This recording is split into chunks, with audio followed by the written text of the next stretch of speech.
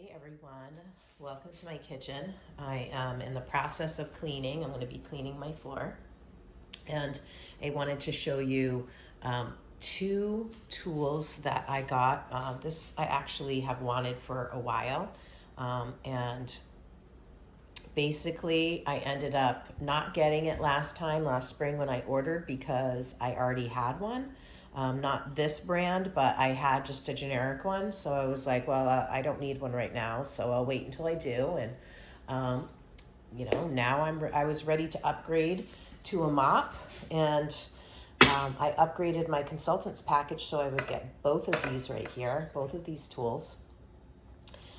So this is the Norwex mop system, but what I want to show you is that this is a telescoping wand, and it's kind of hard to do with one hand, but I want to show you. It's very, very long. I mean, it's so long that I can't even show you the whole thing, right? Okay, it's telescoping. I really like the handle, and this end. Okay, so basically, like, if it's telescoped all the way out, see, that's the bottom and that's the top.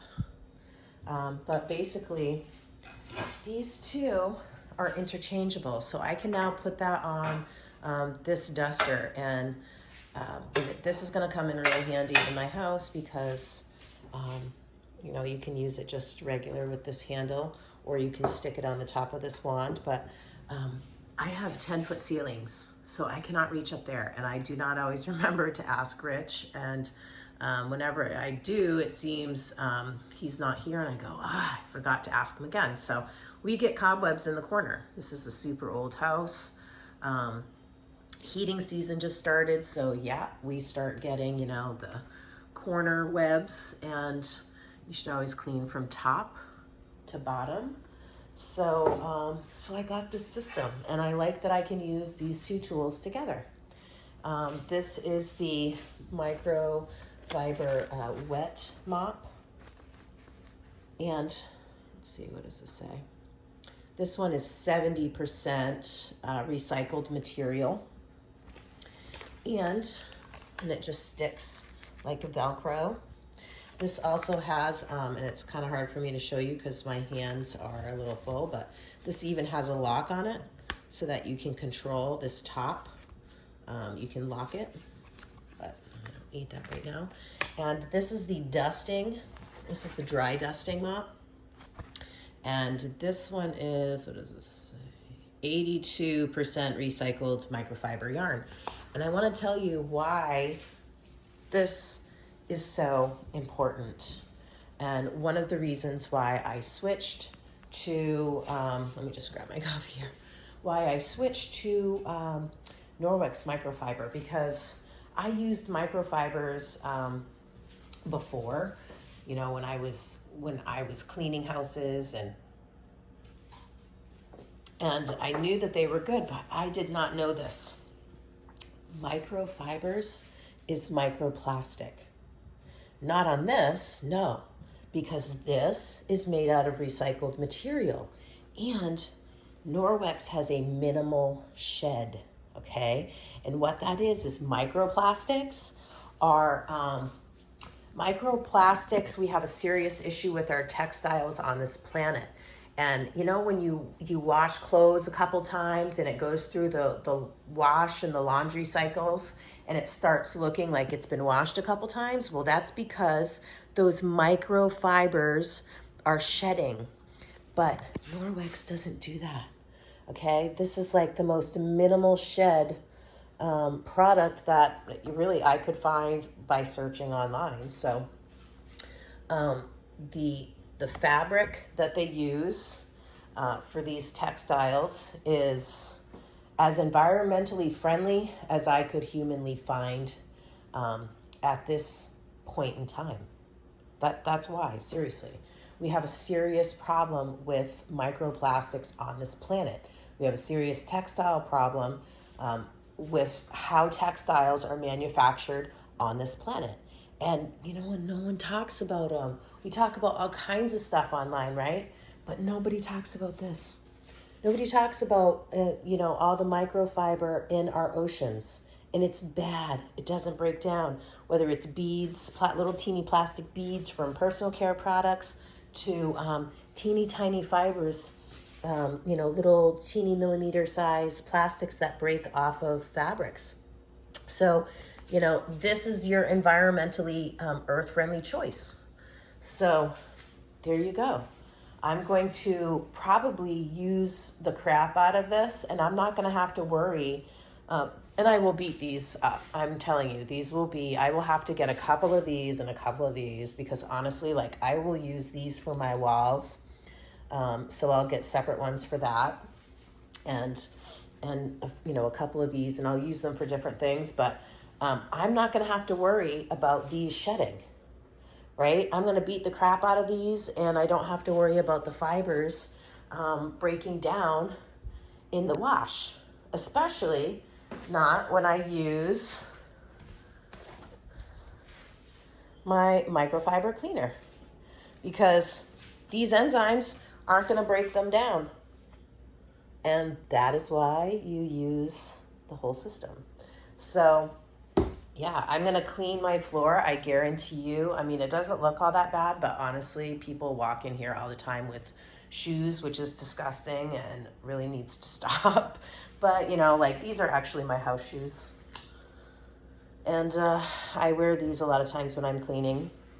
So I don't worry so much about these. But yeah, it doesn't look really bad, but I guarantee you that mop water is going to be hellacious. So I will update you as I go.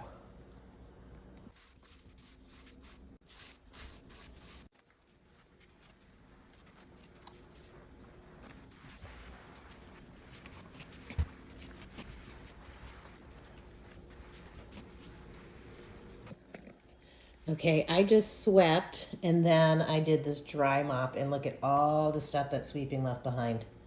Yeah. So sweep, dry mop, and now I'm gonna mop. I forgot the super awesome tool that came with this system, and this is a rubber brush. So you can use this rubber brush. It's hard for me to show you because my hands are occupied, but basically over the trash, and you just see how this is literally locked on. It's not going anywhere, and you just brush down into the trash to clean your microfiber. All right, I am ready to start mopping, and this is how simple. Basically, I'm going to get a bowl of water, or not a bowl, a bucket of just hot water, and I'm going to stick the mop head wet right into the bucket, and then I just place this right on top with Velcro and start washing. I actually decided to put just a pinch of dish soap, the Norwex dishwashing liquid, and this was just a pinch of something. So we're gonna see what this bucket looks like after.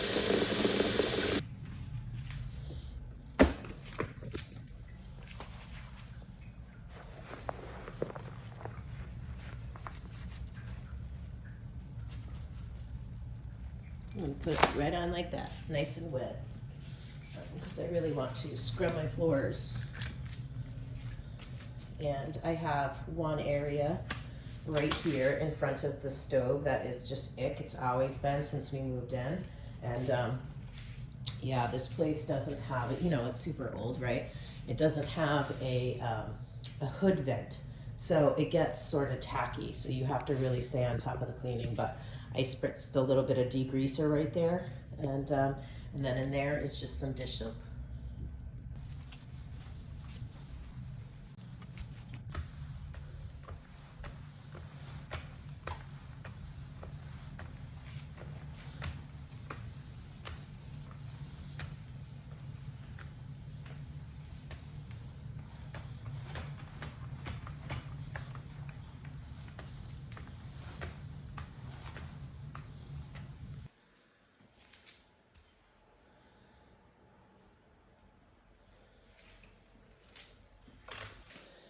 Okay, I've actually taken this off and rinsed it a couple times, but I'm going to show you how I do that. I just roll it down like this.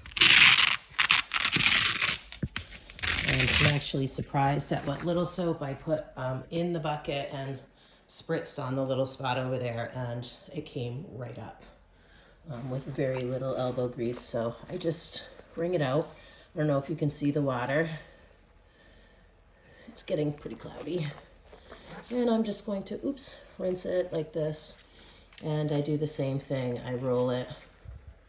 First time I got the floor pretty wet, but when I pull it up, I just roll it and sort of wring it as I roll.